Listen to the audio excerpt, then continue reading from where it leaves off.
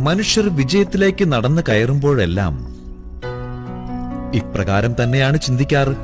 അതുകൊണ്ട് തന്നെയാണ് അവർക്ക് പരാജയത്തിന്റെ പ്രഥമ സന്ദേശം ലഭിച്ചു കഴിഞ്ഞാലുടൻ അവർ ദൈവസന്നിധിയിലേക്ക് ഓടുന്നത്.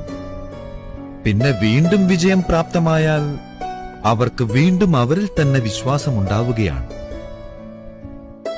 വാസ്തവത്തിൽ അവർക്കുള്ള സമ്പൂർണ്ണ വിശ്വാസം അവരിലുമല്ല, ഈശ്വരനിലുമല്ല.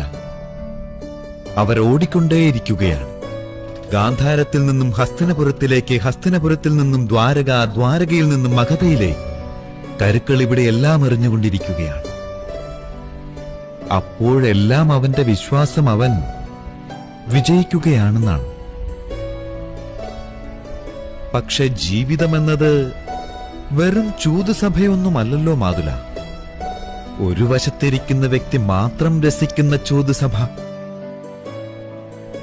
നമ്മുടെ ദൃഷ്ടിപഥത്തിനപ്പുറവും നാം അറിയാതെ നിരവധി മനുഷ്യർ അവരുടെ സ്വാർത്ഥ ലാഭത്തിനു വേണ്ടി ചൂതുസഭയിൽ ഏർപ്പെടുന്നുണ്ട്. അവരുടെ ജയപരാജയങ്ങളും നമ്മെ ബാധിക്കുന്നുണ്ട്. ശരിയല്ലേ മാതുല?